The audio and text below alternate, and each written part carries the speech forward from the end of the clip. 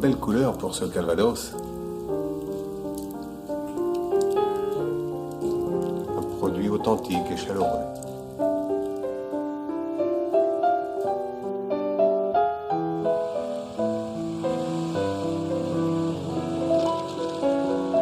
Nous sommes là sur les routes de Normandie. C'est vrai quand on voit tous ces vergers, toute cette région, on se sent un peu responsable, on est obligé vis-à-vis de tous nos anciens de continuer la tradition.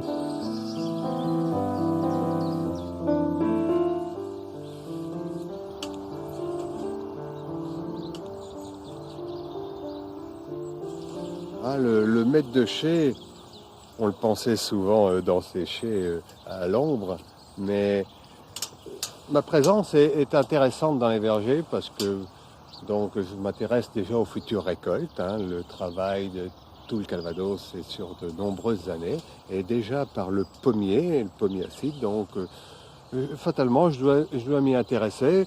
Ces arbres-là, ces pommiers-là qui ont déjà 3-4 ans, fourniront des fruits pas avant une dizaine d'années. Et donc, on doit déjà s'assurer de toutes les tailles de formation, des tailles d'entretien, donc des branches vont être supprimées pour que l'air et la lumière pénètrent partout pour avoir un moment de jolies pommes. La taille permet de maintenir l'état de production du verger.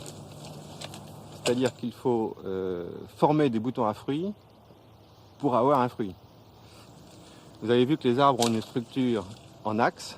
Le tronc est prédominant par rapport aux branches, ce qui permet d'avoir des étages successifs de branches sur l'arbre et de bien faire pénétrer la lumière. Le terroir Pays d'Auge est caractérisé par des sols d'argile à silex et les vergers qui sont agréés pour faire le cidre Pays d'Auge sont de préférence situés en coteaux, exposés au sud. Les vergers plantés en sol profond donneront beaucoup de pommes mais de qualité moindre que les vergers plantés en coteaux sur des sols moins profonds et la qualité sera meilleure. C'est-à-dire plus riche en sucre et plus riche en arômes, c'est-à-dire que l'expression du terroir se fera mieux dans des sols peu profonds parce que les racines sont en contact avec le substrat.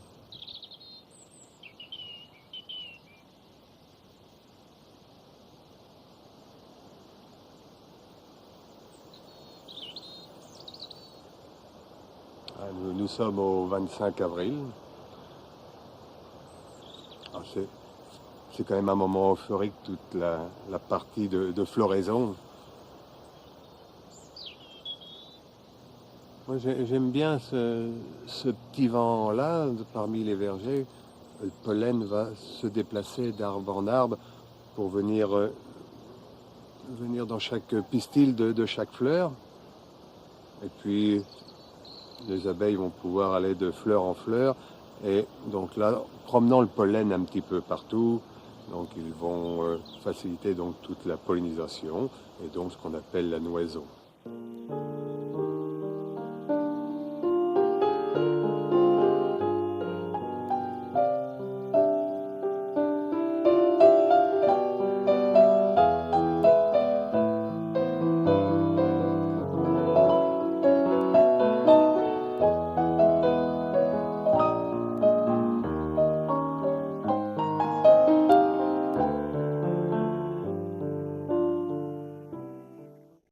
Cinq mois se sont écoulés. Tous nos pommiers sont porteurs de milliers de pommes. Toute la Normandie, tous nos agriculteurs, les producteurs de cidre, tout le monde va se lancer dans la récolte des pommes.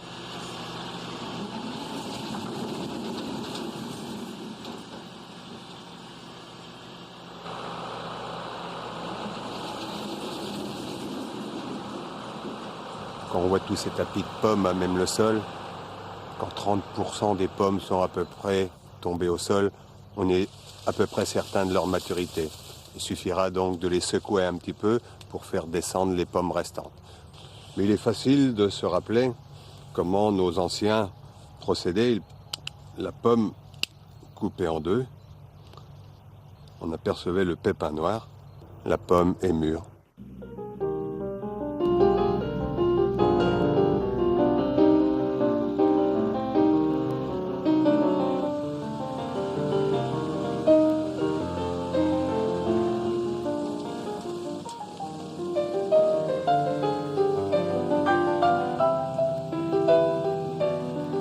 saison de brassage commence vers le 15 septembre et va se terminer vers le 15 décembre. Les fruits que nous brassons ici, environ 10 000 tonnes chaque année, viennent des producteurs de la région qui sont situés dans un rayon de 15 à 20 km autour de la cidrerie. La cidrerie de Pont-l'Évêque brasse principalement des fruits d'appellation Calvados Pays d'Auge. Donc il y a les pommes douces amères qui sont les principalement représentées, les pommes douces, les pommes amères et les pommes acidulées. Donc les fruits sont déversés sur les silos et ils sont repris par un canal d'eau qui va avoir le mérite de les nettoyer déjà, de séparer les feuilles, les herbes, d'éliminer les cailloux dans les regards. Alors, ce sont 2 pressoirs hydrauliques qui brassent à peu près 10 tonnes heure. Donc là se passe l'extraction du jus, évidemment. Et ensuite, ce jus va être mis à fermenter pour transformer tout le sucre en alcool, obtenir un cidre sec, dans l'optique de faire du calvados. Alors, à la fin de la fermentation, nous soutirons les cidres, de façon à enlever les lies, et nous mettons le jus dans une cuverie de conservation en attendant la distillation, qui elle reprendra à partir du mois de janvier.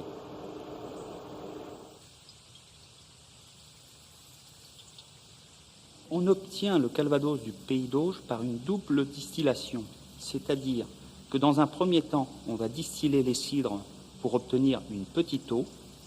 Ensuite, on va repasser cette petite eau pour obtenir le calvados. La première opération consiste donc en la distillation des cidres. On charge 2500 litres de cidre dans la chaudière que l'on porte à ébullition. Les vapeurs montent dans le chapiteau.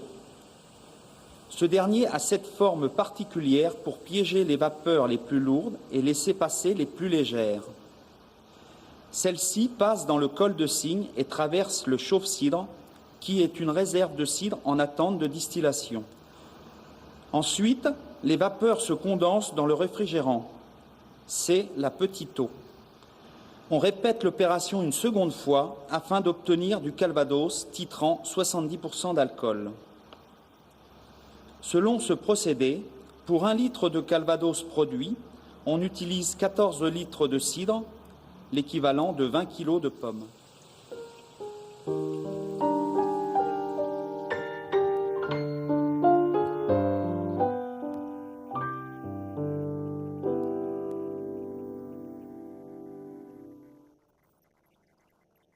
J'ai un ami important aussi pour le vieillissement de mes calvados, donc c'est la barrique en chêne.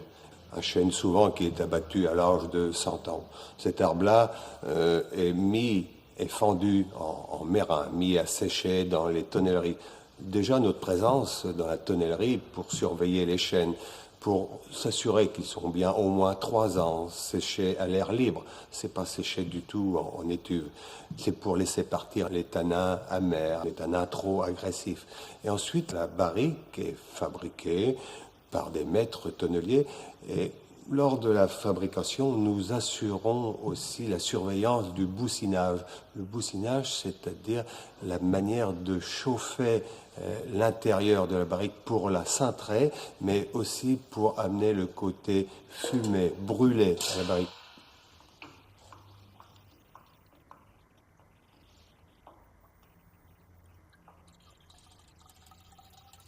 Nous trouvons dans un de nos chais, nous en disposons de 5 de cette dimension-là. C'est un ensemble de 2500 fûts qui sont entreposés dans des bâtiments de plein pied. L'isolation permet de maintenir une température de 12 à 14 degrés, ce qui contribue bien sûr au vieillissement de l'eau de vie. Le vieillissement, tout le monde le sait, c'est le contact du calvados avec le chêne. Et le calvados, qui était incolore à la sortie de l'alambic, on le retrouve brun clair dans la bouteille. Ce sont les années passées dans les barriques en chêne. Le chêne libère progressivement son tanin au calvados. Le produit prend progressivement de la couleur. Ce qu'on ressent ici, c'est l'évaporation, même si la barrique est étanche. La barrique laisse échapper des parties volatiles et c'est environ 2% que l'on rencontre ici dans l'air. Ah, cette part-là, c'est vrai, elle est appelée par tout le monde la part des anges.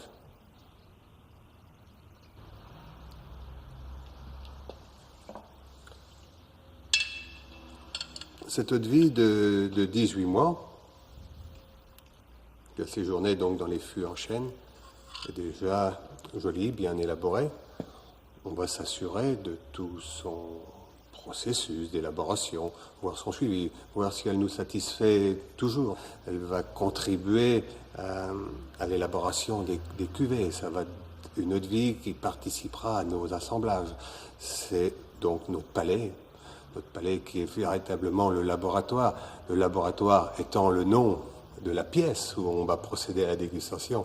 Mais le vrai laboratoire, c'est bien notre palais. Un calvados sur le marché, c'est 20 à 25 eaux de vie mélangées entre elles.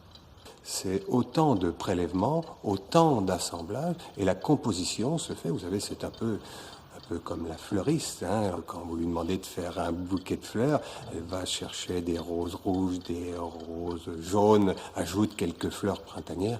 Vous savez, on est exactement dans la même chose, dans la composition d'une cuvée, de par les assemblages, et là, on est satisfait à la fin d'avoir un joli bouquet.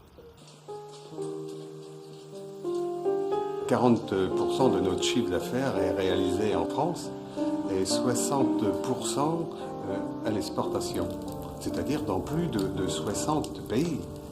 Depuis quelques années, une croissance de nos ventes se fait aussi en Scandinavie, en Hollande, en Suisse et aussi en Belgique. On est présent à Hong Kong, on est présent en Afrique du Sud, aussi au Canada, en Australie. Mais il ne faut pas oublier l'Allemagne, qui est quand même le deuxième gros marché tout de suite après la France.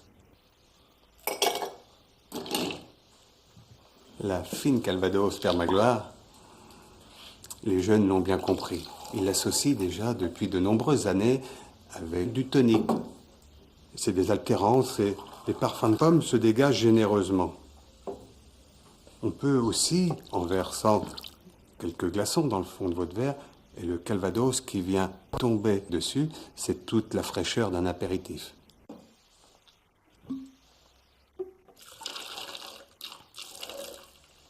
La fine Calvados Père Magloire est utilisée depuis longtemps dans de nombreux cocktails. Ce Calvados apporte toute la note fruitée, l'arôme de pomme, et c'est la base de nombreux et chaleureux cocktails.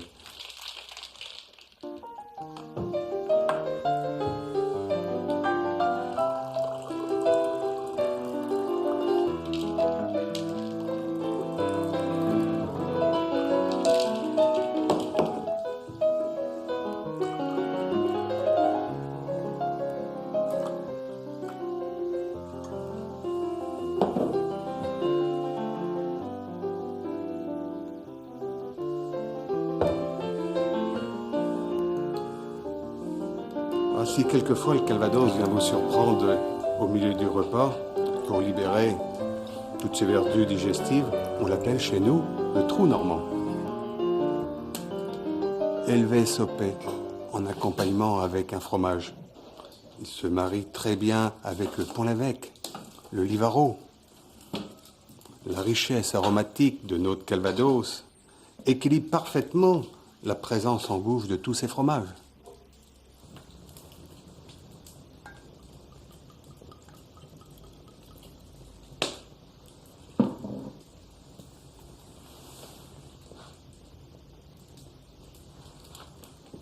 Pour moi, un moment privilégié, c'est en digestif que je le préfère. Une bonne longueur en bouche, tout ce qu'il faut comme bois.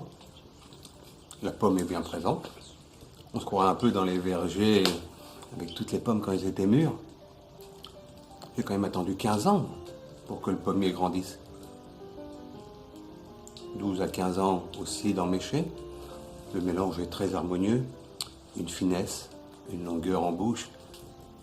Vraiment, ce digestif est tout à fait tous les arômes de nos vergers.